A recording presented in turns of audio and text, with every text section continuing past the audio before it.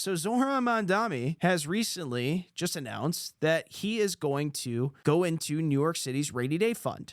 Okay, he's going to go into the health benefits from retirees, and he's going to be using that money to basically cover the costs of what he wants to do. And on top of that, he's going to be raising property taxes. Shocker, huh? So let's watch what he has to say here in this clip. What would rather do is ensure that they remain as they are so that the city can be on firm financial footing. However, in order to get to this point of closing the gap on both this fiscal year and the next fiscal year, we are forced to raid the rainy day fund, the retiree health benefits trust reserve, and to increase property taxes across these other years. How about that, huh? How about that? There goes your retirement. There goes the rainy day fund. Oh, and by the way, get this, guys, get this. We're going to be increasing your property taxes. How about that, huh? I bet you New Yorkers are psyched about that. I bet they're loving the fact they voted for this guy. We're going to be going after those rich billionaires. We're going to be taxing them to death. And then it's just, nope, we're going to raise the property taxes on all New Yorkers. Property taxes going up. Sorry, that's just what it is. Yeah, this is bad.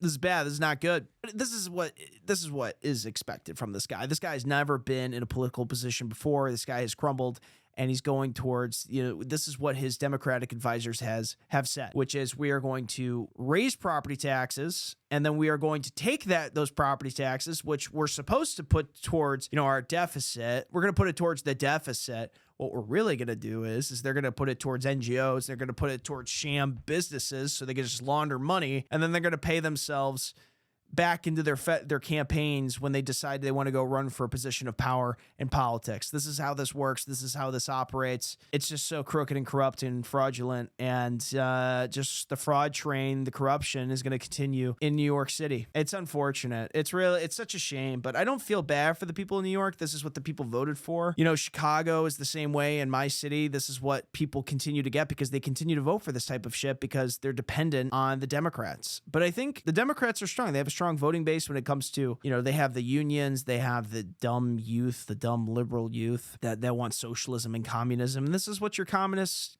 socialist mayor is getting you guys. So he's going in your rainy day fund and your retirement benefits, and he's totally fucking you over.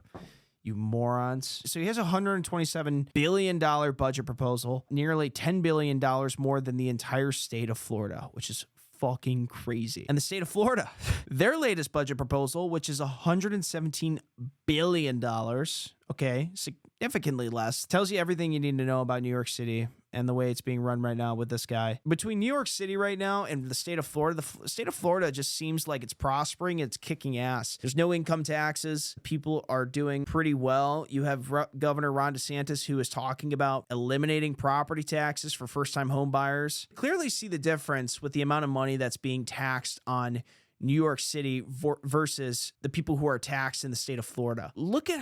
Compare the two in terms of lifestyle, quality of life compared to between both. In New York City, you have to be making $100,000 a year, essentially live. Your apartment's going to be $5,000, $8,000 a month. Food's expensive. You're taxed out your ass. It's the same thing as Chicago. When taxes continue to get raised, and they continue to get raised. This is the Democratic solution for a lot of things, which is we fucked that up. We lost this money, which means they launder it.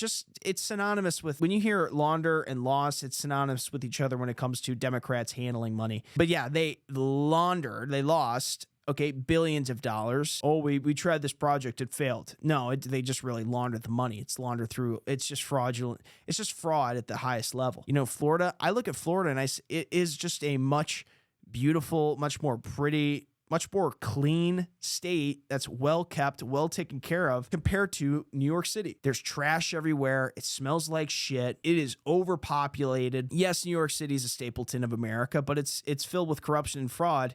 And criminals, okay, feel they have no fear. When it comes to criminals in Florida versus New York City, yeah, the criminals are much worse by far in New York City compared to the state of Florida. And I simply just go by this, man. Like when you look at the tax situation with any state, when there are less taxes, it seems like the quality of life in the tax cities or in the tax state, that have an outrageous amount of taxes, the quality of life is shit compared to the states that are trying to get rid of their taxes. And Florida looks like a prospering state. It looks like it's doing really, really well. And Ron DeSantis is doing a great job with that state. I don't see any Democratic states or cities prospering right now. It looks like they're dying. I mean, you look at California, look at Los Angeles, it looks like a fucking war zone. So if you like that video, you can click here to watch the entire stream. Just click here on this box. And if you want to watch another short form video, you can just click right here on this link as well. And it'll take you to another short form video. Thanks.